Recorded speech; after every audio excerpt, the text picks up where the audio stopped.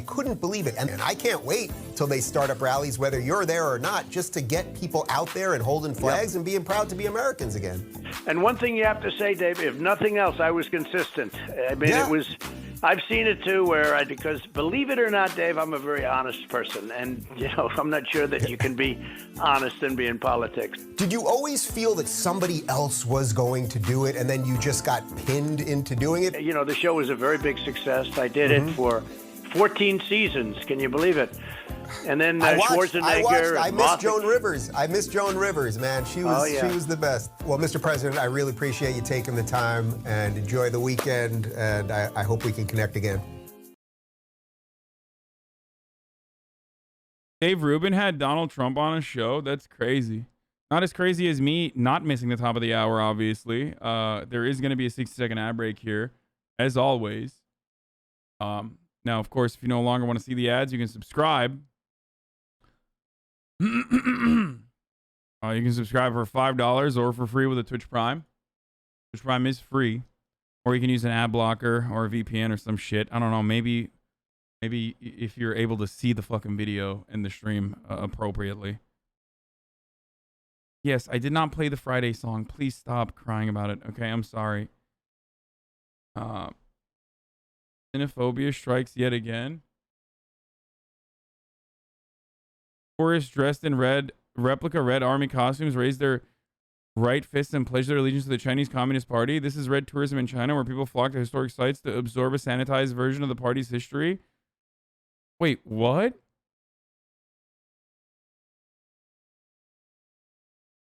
What the fuck? Why are they...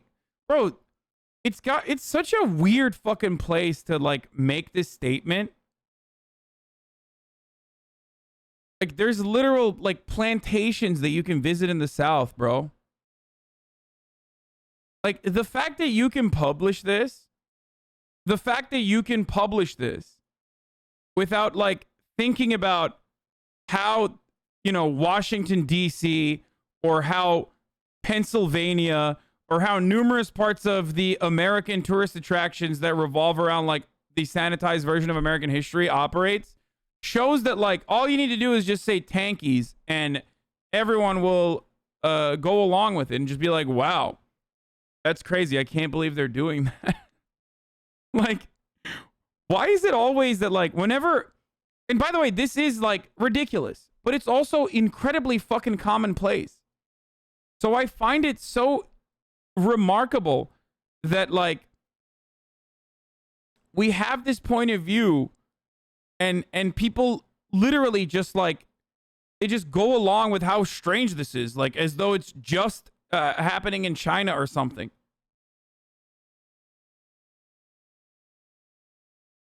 You know what I mean? We have fucking Civil War battle reenactments, shit like that. It's so wild. It's so weird. I don't understand. I actually don't understand why, the New York Times is writing this article as though this is a totally unique thing and so strange and so unacceptable.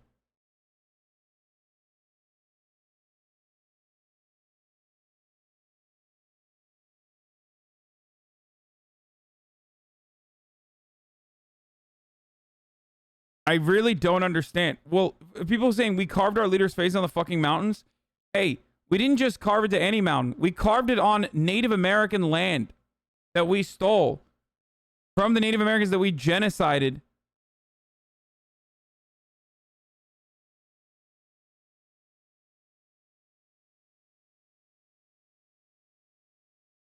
That's so wild,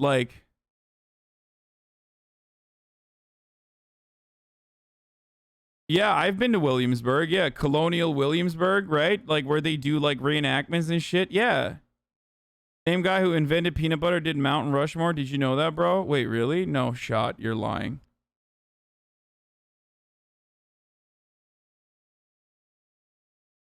Currently, in the United States of America, we are having a conversation about conservatives trying to very deliberately attack any sort of like critical mention of race from the perspective of black people when talking about like American history. Okay. And that is on top of our already whitewashed history, right? Like we've already whitewashed history. And then also on top of that, like conservatives are still like, it's not enough. So I don't know like how you will look at this as like a uniquely Chinese thing, unless the fascination comes from an Orientalist perspective that dictates that like it's somehow weird and gross when the Chinese do it, but like kind of normal when we do it.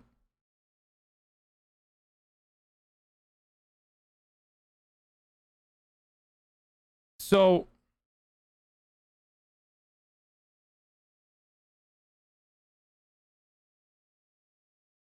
that's it's very odd. But also what's even weirder than this, like the fascination with this, which is just like literally what we do every 4th of July, what we do here in America all the time. What's even weirder is that I don't know. I fuck it. No, I already ran the top of the hour ad. I don't have that. I'm losing brain cells looking at this.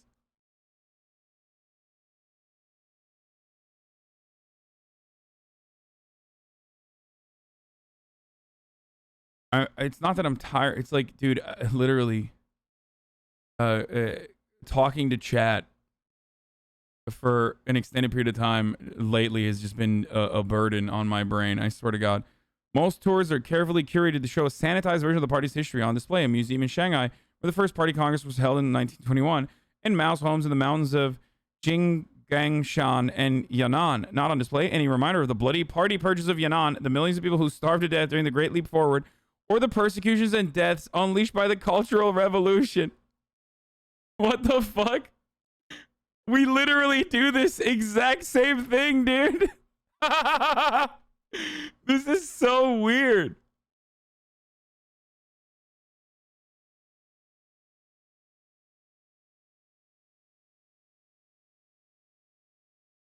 What?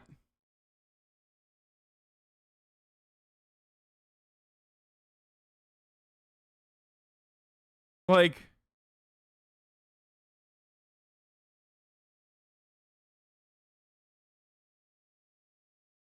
I don't understand it. Funny how Americans are so worried about other countries and their histories, but can't even handle our own.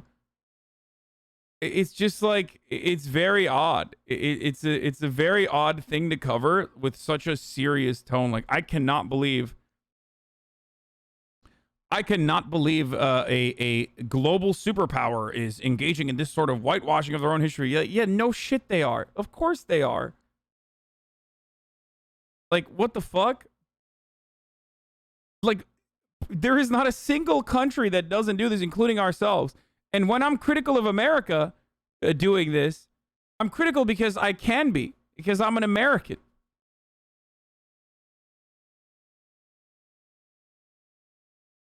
It's an op-ed or an actual editorial? No, this is not an editorial. This is an actual article written on the New York Times. This is like a legitimate New York Times piece talking about the whitewashing of Chinese history.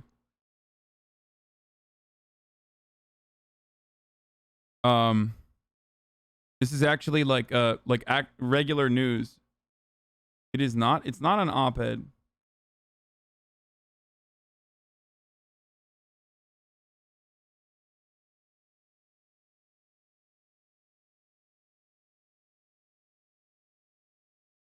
Anyway, I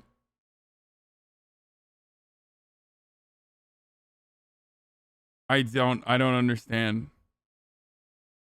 I like, yeah, I know. Of course they are doing this. This is like what every fucking country does. At a theme park in Yan'an.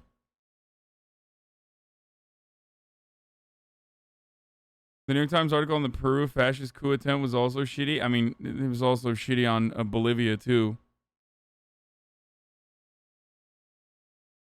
You are right on many things, but your bias and denial towards China is worse than shit. I mean, okay.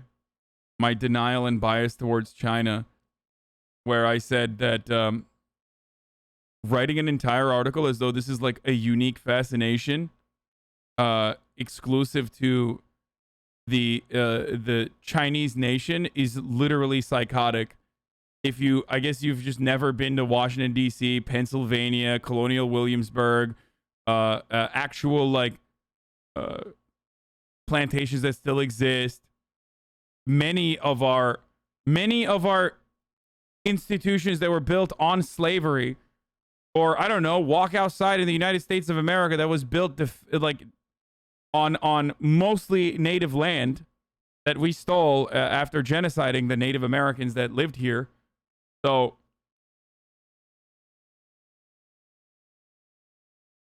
yeah, no, I'm letting you know that yes, it is bad. Okay, China bad. China bad, boys.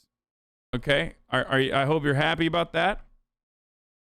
Like, but this is my confusion stems from the way that this is portrayed as like a unique phenomena exclusive to this Orientalist gaze that we have towards our foreign adversary.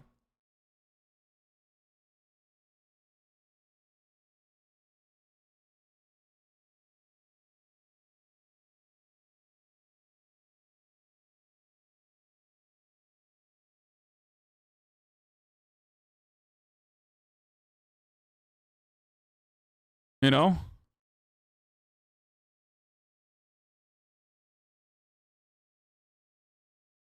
What started the cultural fixation on gender from Joe Rogan Experience? Oh God, I bet this is gonna be brilliant. I bet this is gonna be insightful. Who is this guy who's on with Colin Wright?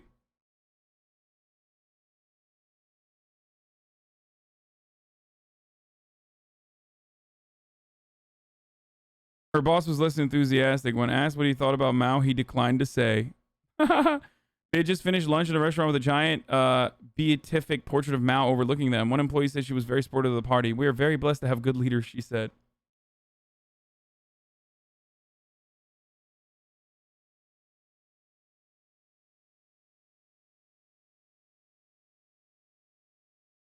There was another thing I was going to say that this was the restaurant. Hasanabi. Gözleme Montekeş cake. What, did you find this in one of your GeoGuessr streams? M-HUD? This is my restaurant, exposed. They lifted way more people out of poverty, land distribution, amount. Kyle posted a clip of the podcast. Hasanabi comments are already malding. Wait, really? Where? It was a lot of fun. Why would people be malding? Oh, do they just hate me? They're like Kyle fans, but they hate me or something, maybe?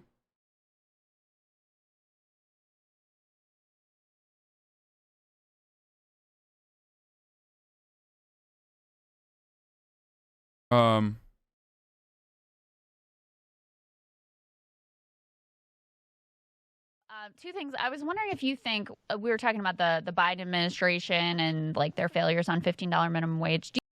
Song kind of sounds like an emo kid defending his favorite band. He's wearing the band's t-shirt and his arguments are queued up and ready to go. I mean, I agree with the early stuff, but is better. But I don't really like that sold out after signing a major label. What? Having power and refuse to wield it in the face of injustice and adversity may as well be complicity. What do we expect for them to do? What we put them there, fight, not go along to get along? The Door fans are angry that Crystal and Kyle are not validating their emotions in this clip. Bunch of parasocial Andes.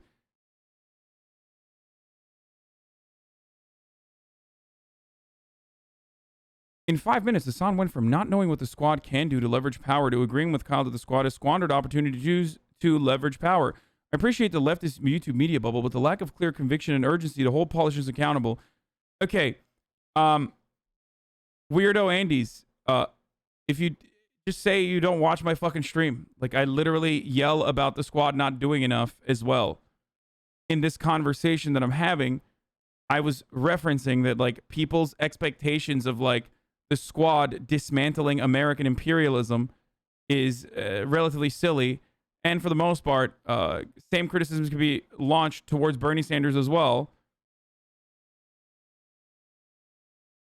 I mean, I literally criticized the AOC yesterday. Not saying that like they're doing the most, which is precisely why I agreed with Kyle in the end of this. All right, do you think the criticisms of the squad and the sort of more leftist members of the House and the Senate has been justified, or do you think it's been too harsh? I don't know what otherwise like anti-electoralist leftists like I don't know what they expect from the squad beyond like, you know, clippable moments like the ones that Ilhan Omar, who is incredibly fucking brave, gets to have, where she'll like, you know, ask a normal question to Anthony Blinken, and then the entire reactionary media circuit will just like unload onto her and be like, this, you know, Muslim woman wearing a hijab is actually an anti-Semite. I promise you, please believe us. But like beyond that, like what are they supposed to do? I mean, look, I don't know where you guys even fall on the force to vote stuff when it was first happening. Yeah. But I said something along the lines of like, I wanted the force to vote on at least even the public option. Like if we're going to symbolically push for something, well, I would have much rather had like someone who could potentially replace Pelosi, right? Without a replacement. It's like that is not even a hollow victory, it's a hollow defeat. And obviously that takes time, and like, you know, you have to work through the party infrastructure to have your troops ready basically for that opportunity.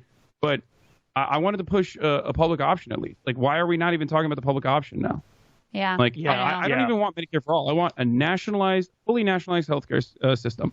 I think that is the best possible way. Is the most ethical way to go about it, and that's the best possible way to go about it. But I think Medicare for all was a good stepping stone towards that. Okay, like some form of comprehensive single-payer universal healthcare. But we're having a hard time expanding Medicare at this point. Like Medicare eligibility getting lowered to 55 is out of the question now. Now we're talking about like, you know, or even lower than that. Like it's ridiculous to me that like we have this expectation that like the squad is going to be a bunch of magicians that somehow magically are able to craft legislation.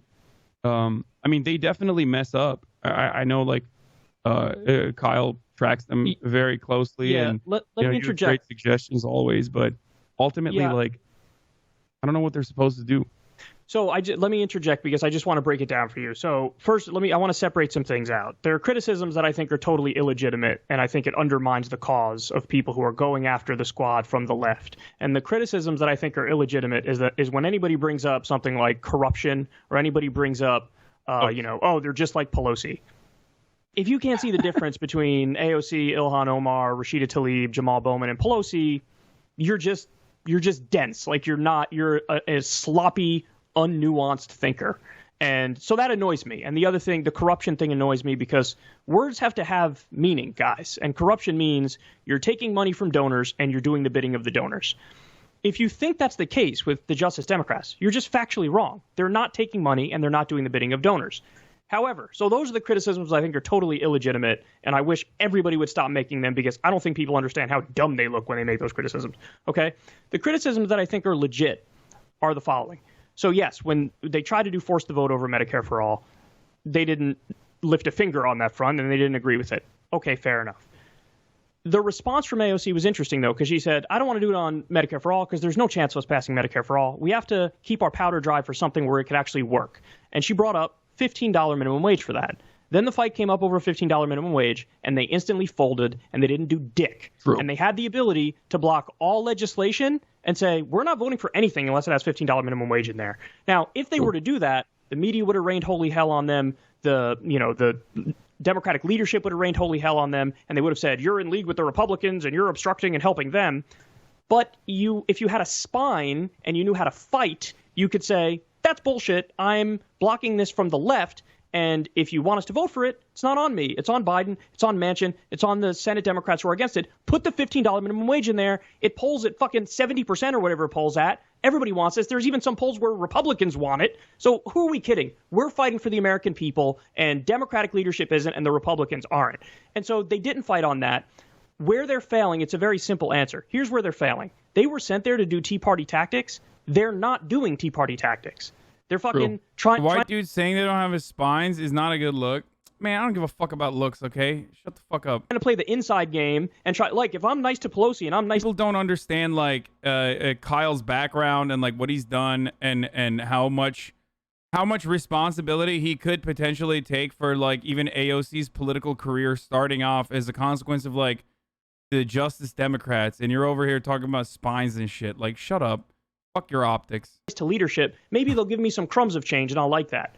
That's not going to fucking work. It's never worked, which is why we sent you there with the Tea Party idea. Here's the difference, okay? He's going to talk about the Tea Party stuff here, and there is some stuff that I wanted to talk about here, but that I just didn't, in mind, because when the Tea Party did it, it fucking worked. They got a lot of their priorities because they made John Boehner fucking hate them just as much as the Tea Party Republicans hated the Democrats. They hated Republican leadership, and they shifted that Overton window to the right. Kyle is responsible, yeah, sure. What are you talking about? Kyle and Cenk literally built up the Justice Democrats. The fuck are you guys talking about? Now they're no longer associated with the Justice Democrats because they canceled Cenk after the right-wing op, or centrist and center-right op, that, like, exposed Cenk as a terrible person or whatever the fuck. But, like, they literally founded the Justice Democrats, dude. Man, what the fuck? What? Yo, Jesus Christ.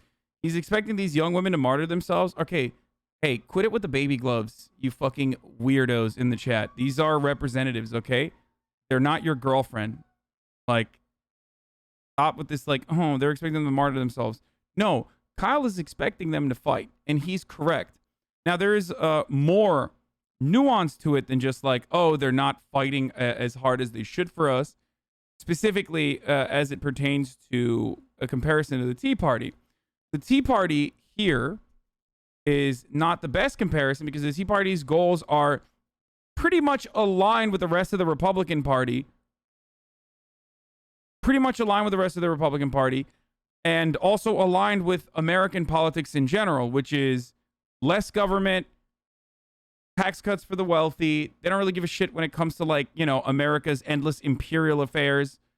So that's precisely why the Tea Party can get away with that. And also the Tea Party is an opt, as we know, created by billionaires that also fund the Republican Party. So the very same the very same amount of power and media coverage that the Tea Party gets is never going to be extended to, for example, the progressives, because the progressives don't have an MSNBC style massively popular propaganda outlet that is going to legitimize them no matter what they do. The progressives have us, okay? The Progressive Caucus, the Squad, they only have me, they have Kyle, they have Crystal, they have, 12 people on the internet with an audience, the fraction, with an audience that collectively is not even a fraction of what Fox News gets. That's it, okay? That's the difference, and that's a gigantic difference, and that's the reason why Fox News can dictate what goes on in the American political conversation. As much as I love the Justice Democrats, and it breaks my heart to say it, they just haven't done the thing that we sent them there to do. So that would be like the substantive criticism of them. How do you respond to that? I 100% agree with what you're saying. I think that there is more that they could do as far as like utilizing their incredible media credentials. Like, they're very good. They're savvy. Like, they're really fucking savvy. They know how to use social media really well. They know how to utilize the media really well. I wish they would do more of that to at least, like, to instill certain messages back to the American people, like to educate the American people as best as they possibly can by, even in certain instances, blocking legislation and looking like a bottleneck for progress. For showcasing that, like, these are positions that we have as the left. So you are right on that. I think that they should be fighting harder on certain issues, especially like $15 minimum wage.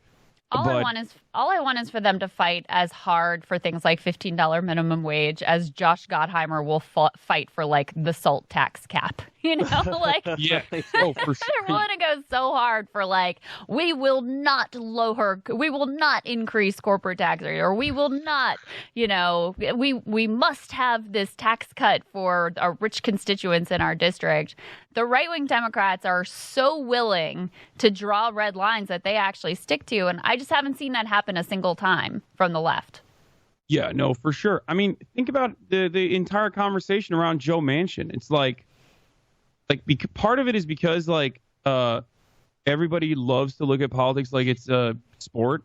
So we analyze the districts and you know, states. Like Joe Manchin is not supposed to be. There is not supposed to be a Democrat in West Virginia. It's plus 35 Trump state. You know what I mean? Like, it's crazy that Joe Manchin is there. So we have to like sit there and have him play this song and dance to do his like own personal branding project. Same with Kirsten Sinema, but like Arizona's a little different now. But still, and I wish that like that conversation would not just shift over to AOC and Ilhan Omar because of their obstructionist positions in certain times, but also the reasons as to why they're engaging in this action. Because like when you ask Joe Manchin, like, why are you doing this? Like, why don't you want to increase minimum wage? Like, he has no fucking answers for that. There's more too. There's a lot more that I talked about. I don't know why people are shitting on me in this clip if I'm like agreeing with.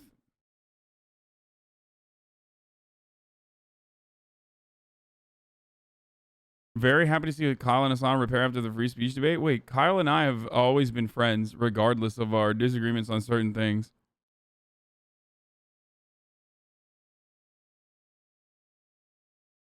This guy unironically thinks I don't know how to leverage power. Like he thinks that I'm like, when I say what are they supposed to do, he assumes that like you know, I just have absolutely no fucking idea.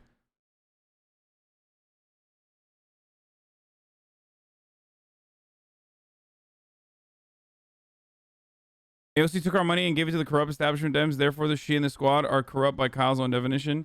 Hassan isn't a smart guy. He just appeals to Zoomers. Lol. Oh, God. Okay.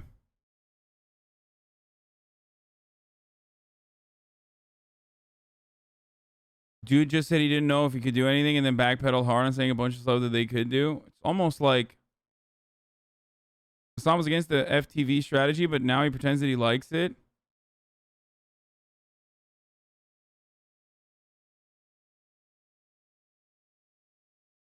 He correctly pointed out that the call to action was flawed in ways that would ultimately come back to bite the progressives in the ass. It's crazy how FTV people still haven't addressed the media shitstorm that would have come along with it.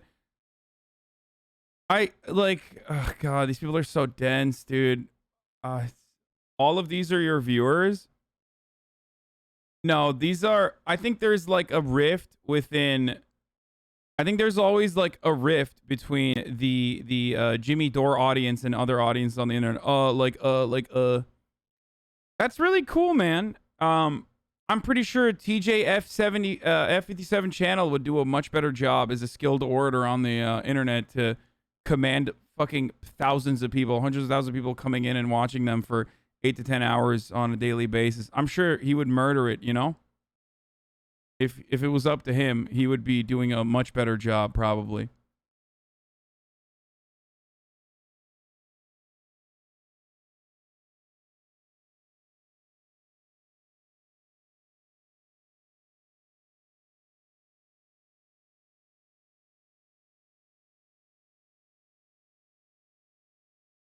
God, YouTube is still pathetic in so many different ways.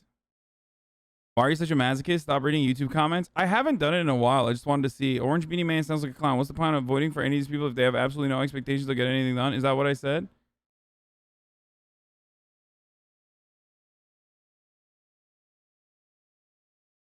Even though he's a cream puff?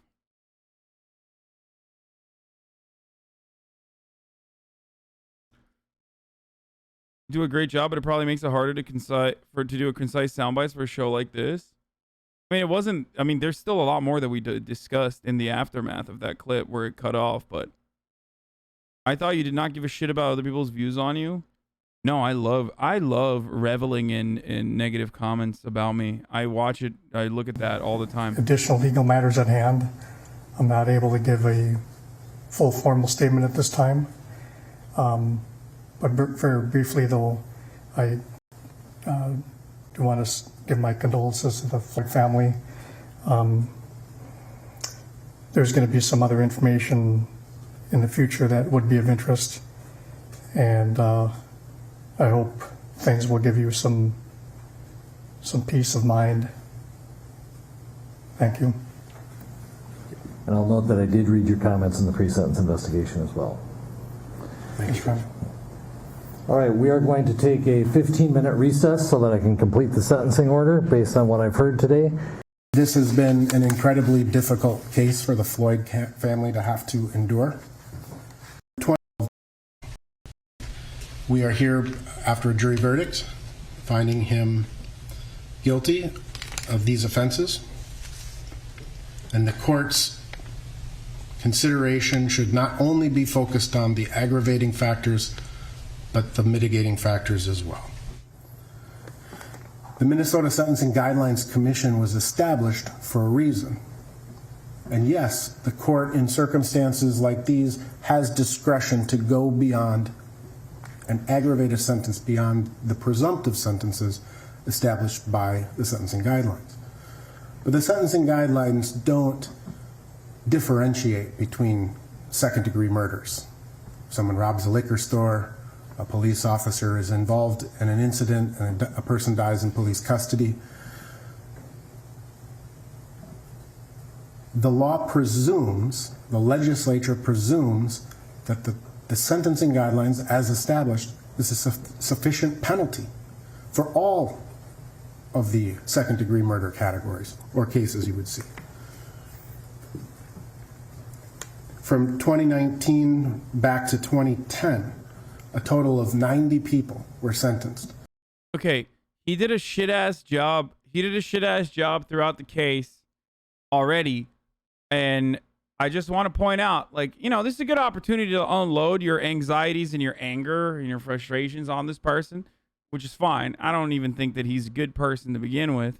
But I will describe to you once again, the reason why he's doing this is because he wants to present his client in the most sympathetic way that he can, because that's his fucking job. I mean, he's still most likely a scumbag, but you know, he's doing his job here for second-degree murder. Those sentences, those people, there were more than that, but people who had a 0 criminal history score, more than 90 people were sentenced. 67%, or 60 of those 90 people, received a guideline sentence of 150 months. So 2/3 of all people in this same position received a guideline sentence.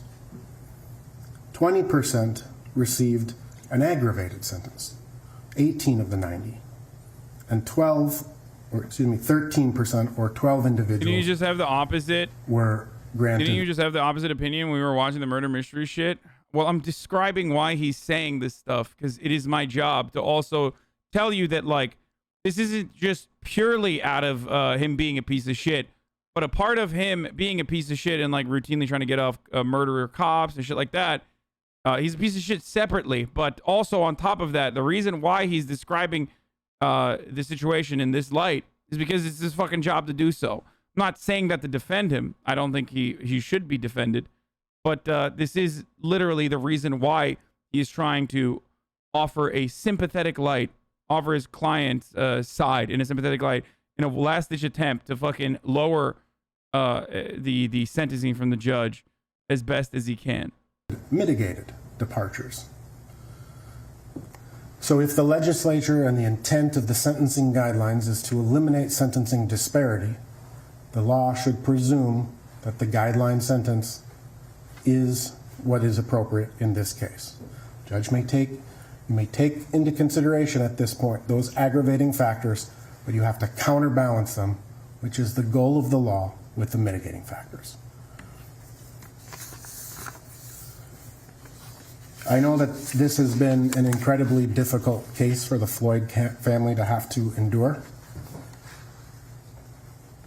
The state of Minnesota, likewise, the prosecutors in this case have endured quite a bit, as has Mr. Chauvin's family.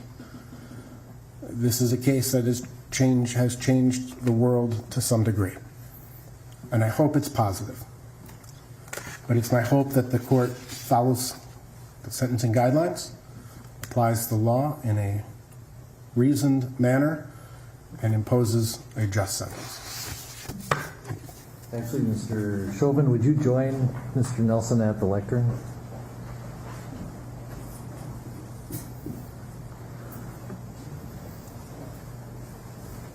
Mr. Chauvin, this is your opportunity if you wish to give any input to the court. And so I turn it over to you and your attorney. Thank you, Your Honor. At this time, due to some additional legal matters at hand, I'm not able to give a full formal statement at this time.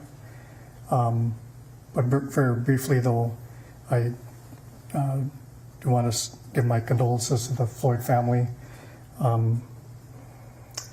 There's going to be some other information in the future that would be of interest, and I hope things will give you some peace of mind. Thank you. And I'll note that I did read your comments in the pre-sentence investigation as well. Thanks, Ron. All right, we are going to take a 15-minute recess so that I can complete the sentencing order based on what I've heard today. And let's reconvene at 2. A few minutes ago as this crowd began to gather here. So what they wanted to listen to this in this square, actually it's right outside the courthouse, and they've been listening through a speaker here, and they've been reacting as we hear this sentencing unfold. And I just spoke with family over here. You guys came here from Chicago, right? Yes, we did. So what's your name, sir? Willie Burton. What's your reaction to what you've heard so far? They just took a break. I know you were not listening to the last few seconds, but former Officer Chauvin spoke very briefly. And I just wanted to get your thoughts. Why was it so important for you to be here, and what do you think will be an appropriate punishment? I'm here today from the city of Chicago. I brought my daughter. My daughter is somebody of the autistic spectrum, and I want to make sure she feels, breathes, and knows what justice looks like and sees it from the ground level. Justice is a long process. We have to make sure our kids are partner with that process, but today is a very important step on people realistically seeing if the government and the city and the state is going to hold themselves accountable to make sure that we see what real justice looks like and not twisted justice. So the prosecution has come back and they have said that they would want to see 30 years in prison for former Officer Chauvin. The defense has said that they would want probation in time served. They're arguing that, you know, he's already served his time and they want probation.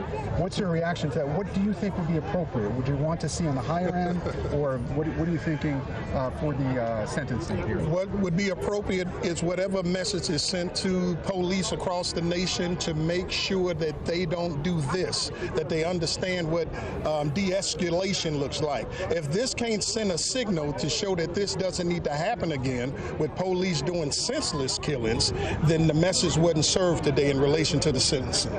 Thank you, sir, very much for talking to us. We really appreciate it. So, Lester, this is, they're waiting here to see what the sentence will be handed down.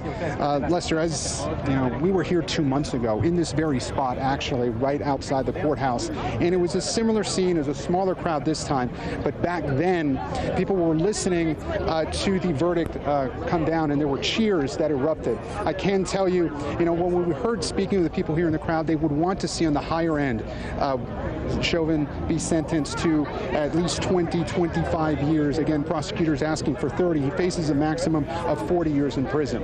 As you've reported, Lester, prosecutors, they say because of aggravating factors, he should get on the higher end of that of those sentencing guidelines. But again, there's high anticipation here. This is a community that has been waiting for this sentence to be handed down for quite a while. Again, they're taking a break now while we wait for court to resume. Lester? All right. Gabe, thanks very much. Mary Moriarty is a former chief public defender for Hennepin County. Mary, thank you for being with us. Let's talk about those aggravating factors. Clearly, the assistant attorney general made it very clear this is not, in his view, a typical second-degree murder case. How important are these factors in determining the sentence? They're extremely important, and I think the judge gave us a heads up about that when he wrote a memo after he found 4 of the 5 aggravating factors that the Attorney General was looking for. So he wrote that he thought that Derek Chauvin abused his position of trust as a peace officer, and he also wrote quite a bit about the particular cruelty that Chauvin inflicted upon George Floyd, that this was a lengthy death, that George Floyd had been begging for his life, that it must have been terrifying. And so I think we're about to hear Judge Cahill directly address Chauvin and I believe talk about these aggravating factors. We have, I don't want to presume what the judge will decide here, but typically in a murder case like this, will the judge have I don't think he's going to get like just probation or anything like that, if that's what you guys are thinking. No, I think he's going to get fucking slapped in the face. I don't know that there's a typical murder case like this, but likely yes, a max Judge sentence. Cahill already knows the number that he is going to give. I know he I'm has spent a behind. lot We're of waiting time for researching. Remember that both sides did file memos, pretty extensive memos on what they wanted the sentence to be. He's also had an opportunity to look at that defense memo pretty closely, which it was interesting to me because I would describe it as being as very defiant, which you could see throughout what we've already seen. Even from Chauvin's mother, who I don't think, I mean, it might have been good for Derek Chauvin to hear his mother there to support him, but she maintained that narrative. He offered some deeper sense of remorse and empathy. That might have made a difference to the family. All right, Paul Butler, thank you for standing by with us. NBC's Megan Fitzgerald is in George Floyd Square, where obviously this has been being watched very carefully. Megan? Yeah, Lester, this is the place, obviously, where George Floyd was killed, just directly behind me here. And worth noting that just a couple of weeks ago, it was a group of community members along with the city that reopened this area, because you'll remember it was closed to traffic. But despite that, I can tell you that the same sentiment, the same passion, the same reasons why people have come here still remains. I want to kind of show you around what's happening here. Not a large group of people, but nonetheless, people who have come out here today to remember George Floyd's life. And this is what this area has always been, a place for people to pray, for them to reflect, also to remember the lives of other people killed at the hands of police. I've been speaking with people out here, and just moments ago, there were chants of 30 years.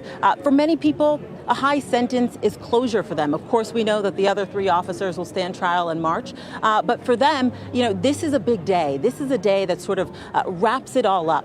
The officer that kneeled on George Floyd's neck for 9 minutes and 29 seconds, the power of being in this location when they hear the verdict is something that they say can't be compared. So people are here with their cell phones out, waiting and hoping, they say, for a just verdict of 30 years, something they say will send a message to the nation. Megan Fitzgerald in George Floyd Square for us as we all wait. Judge Cahill still in chambers right now. We expect to see him again shortly, and this sentencing will go forward. I want to bring in NBC legal analyst Danny Cevallos. Danny, I want to get your thoughts, but especially on hearing from former Officer Chauvin's mother, what effect that may or may not have in your view. It was definitely a very sympathetic moment for Derek Chauvin's mother, but it may not have played well with the judge, because sentencing judges don't want to hear someone get up and say how this sentencing will hurt me. I'm going to lose out because I'm losing a son. That's the kind of thing that judges might not take the right way, because it's really about either remorse or the harm that was done to the victim. So while I have all kinds of sympathy for Derek Chauvin's mom, and look, it's hard to get up there, and this is probably the hardest speaking moment of her life. For Derek Chauvin, the defense probably hopes that kind of wild that, like, I mean, she's a mom, bro.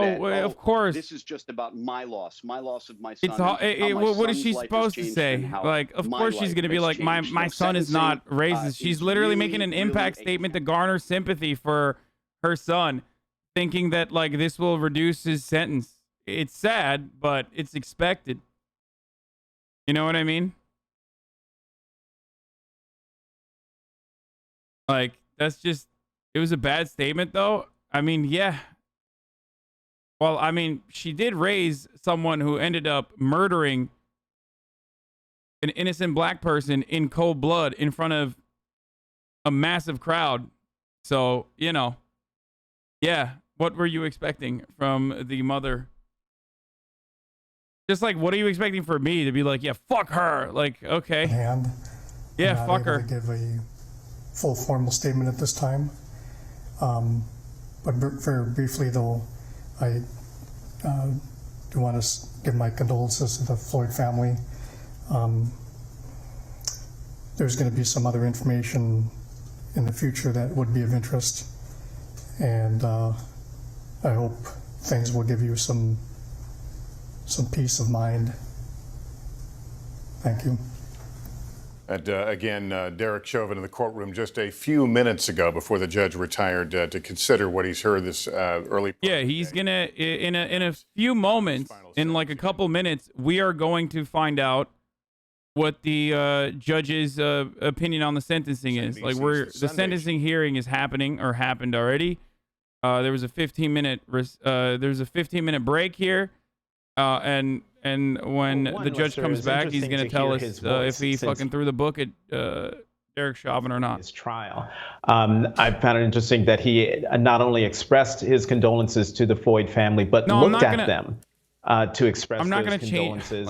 The cryptic nature of this new information that he says he believes he didn't say he's sorry or regretful. Family, yes, he did. Quote, peace of mind. It doesn't matter. I'm curious to know what that is. Because given the impact statements from the two Floyd nephew and the two brothers, I don't see what could possibly come out that would bring them any kind of peace of mind. I believe it was Philonis Floyd who said, quote, "My family and I have been handed a life sentence," which I found interesting, especially after Derek Chauvin's mother, Carolyn Palenti, said in her statement, when you sentence to the judge, when you sentence my son, you will be sentencing me. These are very powerful moments in the courtroom. Where yeah, you can go to jail too then. How about that? Statements.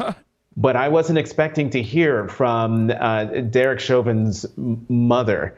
And so I am actually very curious to see how this plays out, especially given what Danny just said about how that might impact the judge. I don't know why they're not talking about the weird statement that Chauvin said about, like, due to other legal issues, he can't give a statement, and he gives his condolences to the Floyd family and says new information will come out that he hopes will give them a peace of mind. Like, I don't know what that means. I don't know what's going on there.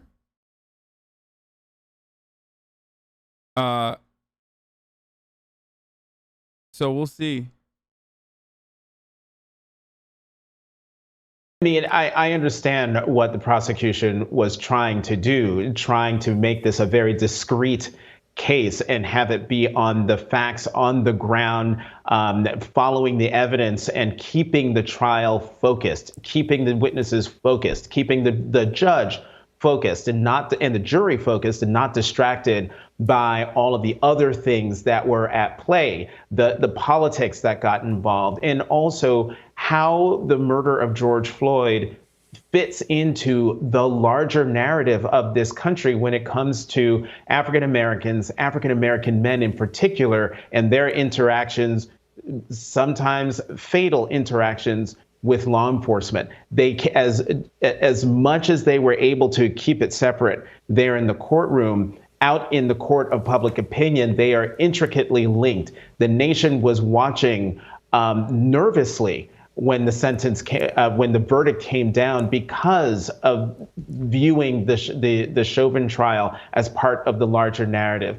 Today, even though those words were said again in the courtroom, the nation is going to be watching to see that one hurdle was reached, and a white police officer found guilty for murdering an unarmed black man. Now, how much time will that former police officer serve for killing that unarmed black man?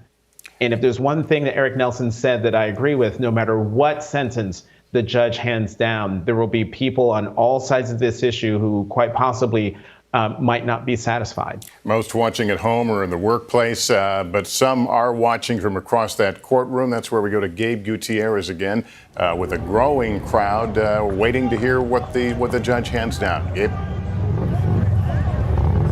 Hi there, Lester. Well, yes, they're continuing to chant Black Lives Matter here, anxiously awaiting the sentence. I'm joined by Athena Papagiannopoulos here, a Minneapolis resident. She has organized a few of the protests here in this community. And why was it so important for you to be physically right here, right now, listening to this sentence essentially in person? You're listening through a speaker out here. Yeah, it's just important to show that we're still together with the community and that we're going to be here for the community and the family, like no matter what happens throughout the entire process. And Athena, as my colleague, photojournalist Belen Gerlucci kind of pans around and shows the crowd. Athena, what was your reaction to some of the things we just heard from? George Floyd's young daughter, Gianna, gave a message, and so did several of his family members. What was the most powerful section for you? What was the most powerful moment? It's the fact that she has the strength to be up there doing what she's doing. She's a young black woman, just really a child, and the whole situation is just so beyond heartbreaking. But to have to put someone up there time and time again and constantly be in the spotlight, her presence in general is amazing. There were some in the crowd here that gave a strong reaction when they heard Derek Chauvin's mother, as well as Chauvin himself, very briefly get up and speak. What was your reaction when you heard that?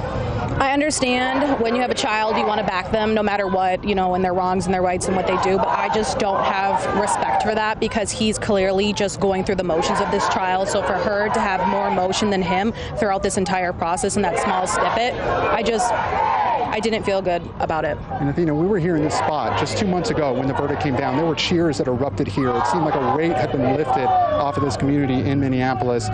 What do you consider to be the historic significance of this moment, and what do you consider an appropriate punishment for Derek Chauvin to be?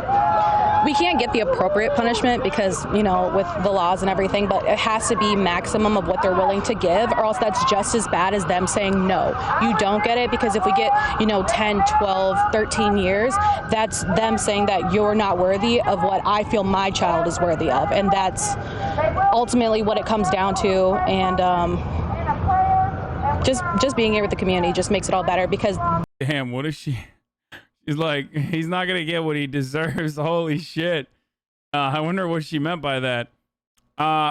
Anyway, look, I'm going to run the ad right now. No fucking clever segue because I don't want people to miss out on it when the verdict or when the sentencing comes in.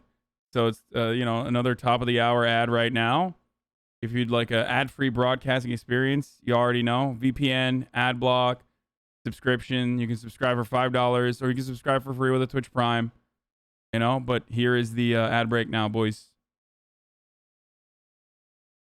Again, not just for this community, Lester, but obviously across the country. We keep talking to people from Chicago, from Michigan, and also this woman here. Are you from Minneapolis, ma'am? My name is Marcia. Marcia, born tell and raised me. here. Sure, born and raised. Why is it so important for you to be here right now? Gabe, we're going to break away from you. The judge is back in the courtroom. Okay, well, I was wrong. Sorry. Not just the people who were in the courtroom here, but also those who provided written statements, both from the Floyd family and the defendant's family. I've read all the impact statements that were submitted earlier and listened carefully to all the input here today. And it is truly appreciated that you took the time to stay with this case and to provide me with input. I have reviewed the pre-sentence investigation and carefully considered all the facts of the case and the law, but my comments are actually going to be very brief, because most of it's going to be in writing. I have a 22-page memorandum that is going to be attached to the sentencing order. And why am I doing it in writing? To emphasize the fact that determining the appropriate sentence in any case, and in this case, is a legal analysis. It's applying the rule of law to the facts of an individual and specific case. And that is why, as opposed to trying to being profound here on the record, I prefer that you read the legal analysis that explains how I determined the sentence in this case. Uh-oh.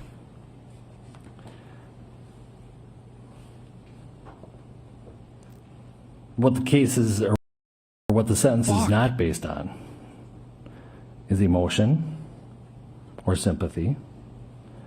But at the same time, I want to acknowledge the deep and tremendous pain that all the families are feeling, especially the Floyd family.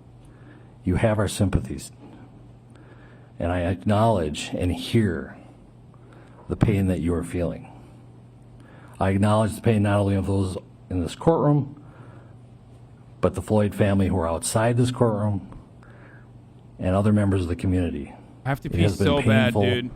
Throughout Hennepin County, throughout the state of Minnesota, and even the country.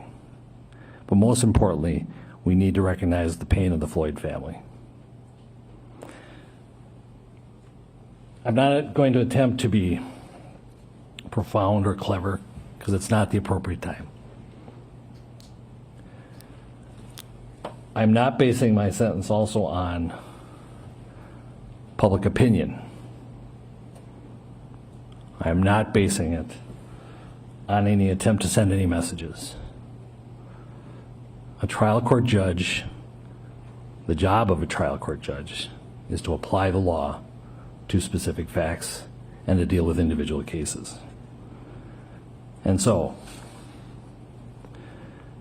Mr. Chauvin, as to count one, based on the verdict of the jury finding you guilty of unintentional second-degree murder while committing a felony under Minnesota Statute 609.19 subdivision 2 paren 1, it is the judgment of the court that you now stand convicted of that offense.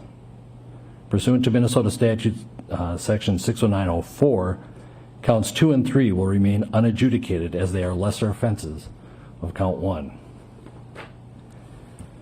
As sentence for count 1, the court commits you to the custody of the Commissioner of Corrections for a period of 270 months. That's 270. That is a 10-year addition to the presumptive sentence of 150 months. This is based on your abuse of a position of trust and authority, and also the particular cruelty shown to George Floyd. You are granted credit for 199 days already served. Pay the mandatory surcharge of $78 to be paid from prison wages. You're prohibited from possessing firearms, ammunition, or explosives for the remainder of your life. Provide a DNA sample as required by law. Register as a predatory offender as required by law. And then you will receive a copy of the order and also the attached memorandum explaining the court's analysis. Anything further from the state? If this needs to be said, we just ask that it be executed forthwith. Defendant is remanded to the custody of the sheriff to be transported back to the DOC or whichever custody is currently holding him. Anything from the defense? No, Your Honor. All right. Thank you. We are adjourned. The judge not reading his full sentencing memorandum and getting virtually right to the sentencing and sentencing Derek Chauvin, the former Minneapolis police officer, to 22 and a half years in prison. That is less than the maximum, but certainly far more than Chauvin and his attorneys were asking for. Let's go to Gabe Gutierrez right now, who is across the street from the courthouse, where we've been watching a growing crowd. I assume the word is getting there now. What's the reaction you're seeing? Hey, Lester. Well, I should let you know this crowd is maybe on a 30-second delay from where they've been hearing, so there's just starting to spread through the crowd right now. It was quiet. People are kind of taking it all in. 22 and a half years. Process, and I'm trying to listen for some reaction now. It's a solid sentence, in my opinion. Spoke with a short time ago, Athena, you were just listening to it. So 22 and a half years, the sentence handed down to Derek Chauvin. That is 10 years more than the recommended guidelines. You just heard what the judge had to say. What's your immediate reaction? It's wild to... I'm taking this as a win for my community right now. We needed this. It could have gone just so far left that there was no coming back. He said, that he's not doing this, for the public, but he knew he really, really had to. It just had to be done this way, and I'm really so thankful for my community in the world and just showing that we can't go on like this. But I also take a second back to think about all of the other people this has happened to to with the knee on the neck since George Floyd. So I'm taking it as this is a small victory right now, and I'm just so appreciative. But it's going to take me a second to process it. He didn't get nowhere near like, enough. Seeing the bare minimum isn't a win. Years for him. Now let's move forward with who has continued to do this after. Thank you very much, Athena. I really appreciate you talking to Lester. And I was just starting to speak with the Minneapolis resident right before the hearing came back. And ma'am, hi, how are you? Yeah, they gave 22 and a half years, ma'am, is what they just gave him. So the word is trickling out here, Lester. Ma'am, what's your immediate reaction? Derek Chauvin sentenced to 22